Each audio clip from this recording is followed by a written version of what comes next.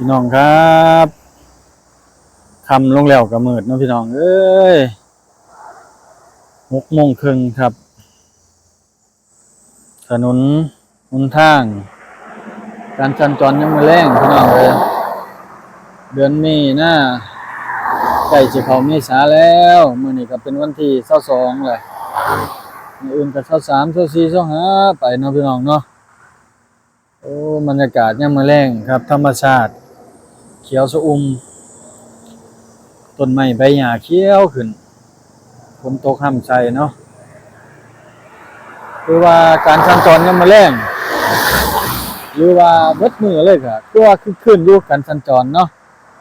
รถเรือก็หลายครับเหมือนว่าหลายคนเหมือนเขาสิมาเอาลูกเขาเจ้าเนาะหลังจากที่ปิดเทอมเนาะเพราะว่าหลานสาวผมก็เพิ่งกลับไปมื้อนี้เพิ่งเข้าเมืองมื้อนี้เนาะ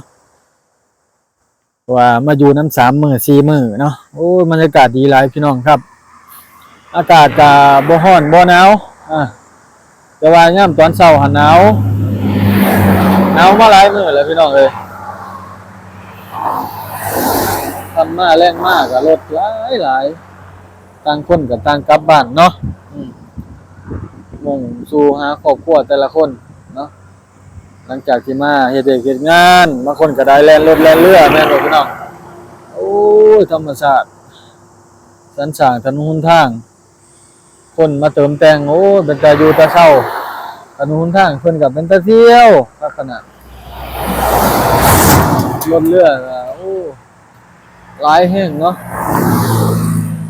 เพราะว่าทางนี้ก็เป็นทางลัดอีก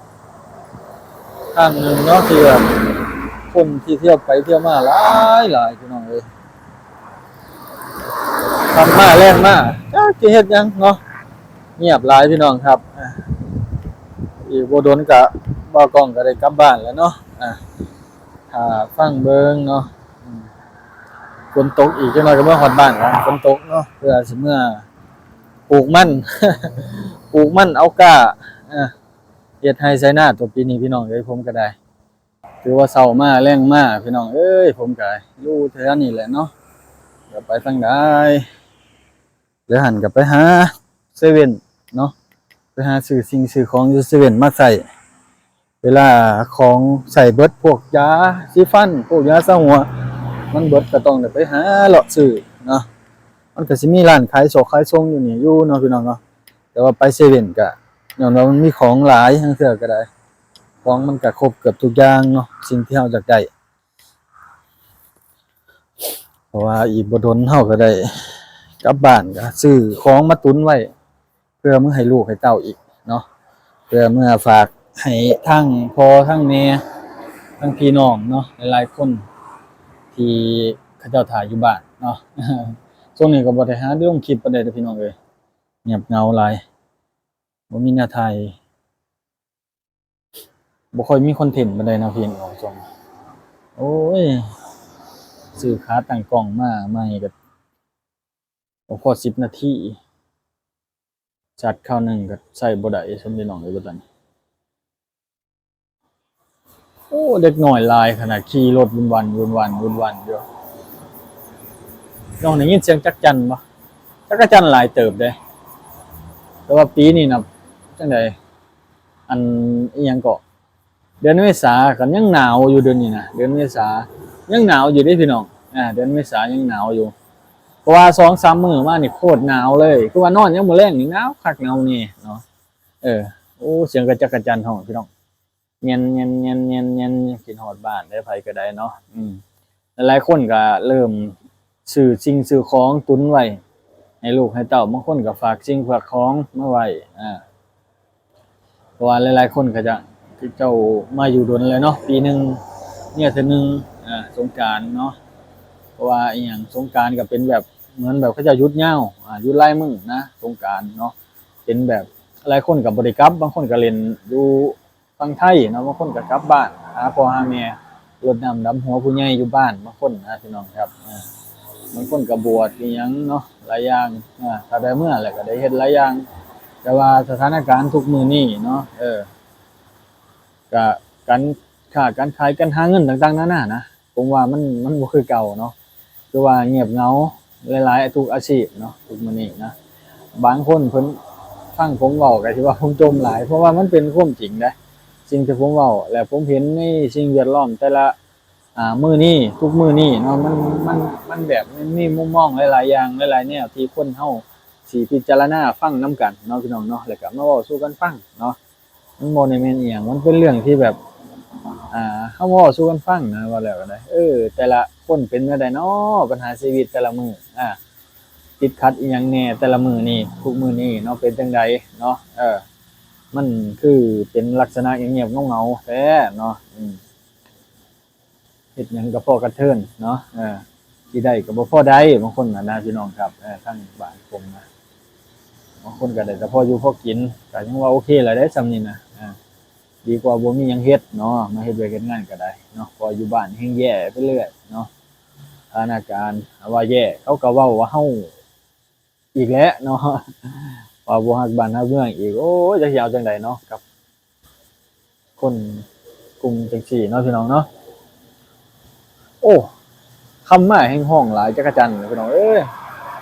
อืมคำมาแฮ่งห้องหลายเนาะขออนุญาตแป๊บนึงเด้อพี่น้องเด้ออึบถ่ายปกจักหน่อยคำมาแฮ่งห้องหลายจักจั่นนะคำมานี่แบบอู้เย็นๆๆๆตอนกลางเว้นบ่ปานใดมันแดดบ่อืมหรือจังไดเนาะโอ้ตัววัยรุ่นแถวนี้ก็หลายอยู่เด้อพี่น้องครับยามมื้อแลงวันๆเด้อแต่ก็เงียบเหงาเลยยามอันขายสิ่งขายของยามมื้อเช้าตลาดเขาเจ้าก็บ่ค่อยมีคนมาขายแล้วทุกมื้อนี้คนเขาเจ้าพากันไปหาเฮ็ดเวียกเฮ็ดงานเบิดแล้วไปหาเป็นลูกจ้างเขาเจ้าบางคนบ่ไหวนะออกมาเฮ็ดอาชีพของตัวเองบางทีต้นทุนบ่มีสำรองไว้นะบางทีก็ไปไผไปมันเนาะอืมมันบ่ไหวอีหลีเด้อพี่น้องบางคนน่ะบางคนหนักหนาไปเรื่อยได้ทุกมื้อนี้เฮ็ดอิหยังก็ได้บ่แม่นอิหยังบางคนน่ะโอ้ยคิดตอนแรกมันก็คือเบิดนั่นแหละเนาะมันก็คือดีแหละแต่ว่าเฮาได้ลงมือเฮ็ดนะพี่น้องเนาะได้ลองได้อิหยังมันแต่ว่าเฮาสู้ไปนี่แหละพี่น้องครับเฮามาเฮ็ดเวียกเฮ็ดงานก็ได้บางคนก็ได้รับได้ดีบางคนได้อยู่บ่อนดีเนาะได้เงินได้ค่แต่บางคนบ่ได้ในเป้าหมายที่เจ้าของตั้งไว้ก็สิลำบากแหน่อดเอาแหน่แหละเนาะอดออมกินหน่อยแหละเนาะแต่ว่าเฮ็ดจั่งใดได้เนาะบ้านเฮามันแย่เนาะหาเงินหาค่ำยากเนาะคันคนบ่มีต้นทุนเฮ็ดหยังบ่ได้แบบว่าคนบ่ค่อยมีหัวการค้าเพราะว่าแถวบ้านเฮานี่อันเว้าแล้วนะคันว่าเฮาบ่ได้ไปร่ำไปเรียนสูงๆน่ะเฮ็ดอาชีพใดอามันสิมีเงินมีค่ำเลี้ยงครอบครัวผมเห็นทุกมื้อนี้ในตามอันแถวเขตทางบ้านผมนะเขตชายแดนนะชายแดนต่อกันแม่น้ำคลองส่วนมากคนเฮ็ดสีเทาเบิดเนาะเฮ็ดสีเทาเบิด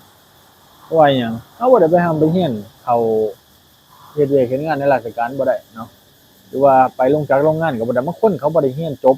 อันมีใบประกาศปานนั้นเนาะบางคนบ่มีต้นทุนไปร่ำไปเรียนเนาะอันทางนั้นเพราะว่าเขาเจ้าคือว่าแต่ก่อนน่ะมันบ่ได้กดดันให้เรียนเนาะทุกมื้อนี้คือว่าเขาเจ้าให้กดดันให้เรียนให้จบม. เท่าใดม. 4บ่ให้จบม. 4กดดันให้เรียนให้จบม. 4จังออกใบประกาศให้ประมาณนี้แหละใบประกาศแล้วก็บางทีไปสมัครงานมันก็ง่ายเขาว่านะแต่ก่อนก็ได้ยินมาแนวนี้แต่ก่อนแต่ว่าทุกมื้อนี้น่ะมันบ่ค่อยปานใดดอกเนาะก็คือการไปเฮ็ดเวียกเฮ็ดงานในลาวเฮาก็บางคนก็ถึงว่าสิอยู่ในราชการบางคนก็ออกในราชการมาเฮ็ดงานอยู่ฝั่งไทยเบิดแหละเนาะแต่ว่าบางคนเท่านั้นแหละที่เขาเจ้ายังมีคันว่าไปก็จักสิว่าจั่งใดเนาะบางคนมีภาระจำเป็นอีหลีมันก็ต้องได้มาเด้อพี่น้องครับคิดว่ามาเฮ็ดเวียกเฮ็ดงานในฝั่งไทยยังได้เงินหลายกว่าอยู่บ้านก็ต้องได้มาถึงว่าสิอันเจอคำนินทาของคนก็จักสิว่าจั่งใดเนาะมันจำเป็นเนาะมันต้องได้เฮ็ดต้องได้ใช้เงินก็ค่ำก็ได้แต่อยู่บ้านค่าใช้จ่ายก็หลายเนาะบัตรค่าแรงแต่ละเดือนเฮา มันบ่คุ้มกับค่ารายจ่ายอยู่ในเรือนในซ่านนะบางคนก็ได้หนีออกมาเฮ็ดเวียกเฮ็ดงานเด้อพี่น้องเอ้ยแม่นบ่บางคนมาเฮ็ดเวียกเฮ็ดงานแล้วได้มีต้นทุนแล้วเนาะก็พากันไปเฮ็ดให้ไสสวนหรือเฮ็ดอาชีพที่ได้มาเฮ็ดเวียกเฮ็ดงานอยู่ภาคใต้เก็บจดจำไปเฮ็ดไปสร้างไปแปลงทำมาหากินอยู่บ้านตัวเองเนาะถ้าว่ามาเฮ็ดทำมาหากินอยู่บ้านเพิ่นก็โอ้ยเว้นอยู่ดอกเนาะสิ่งที่เขาเจ้าห้ามคือกฎหมายที่เขาเจ้าบอกแต่ว่าบ่ฮู้เรื่องใดก็ศึกษาเบิ่งใน YouTube ในFacebook Google เนาะค้นหาเบิ่งว่าอาชีพที่เขาเจ้าหวงหามอาชีพที่คนไทยเขาเจ้าสงวนไว้มีหยังแหน่เนาะก็หามาเบิ่งเนาะเพราะว่าเขาเจ้าออกมาเว้าจำๆเพราะว่าคนพวกต่างดอกต่างดาวที่เขามาแย่งอาชีพของคนไทยนี่หลายแฮงเนาะบ่แม่นว่าแต่คนลาวเฮาเนาะพี่น้องเนาะแต่ว่า100ส่วน100แล้วคนลาวเฮาน้อยสุดแหละเนาะที่จะไปเฮ็ดแย่งอาชีพของคนไทยเนาะนอกจากว่ามีลูกมีผัวเป็นคนไทยเท่านั้นเนาะพี่น้องเนาะที่อ่าผัวตั้งหน้าเปิดร้านทำมาหากินค้าขายนั่นนี่คือผัวออกหน้าเนาะพี่น้องเนาะเขาเจ้าก็เพราะว่าทุกมื้อนี้มันมีจดทะเบียนสมรสนะที่แบบก็ราคาพอฟังมั้งที่เห็นในเพจในหยังเนาะพี่น้องเนาะแล่นหน้าแล่นหลังกับโอ้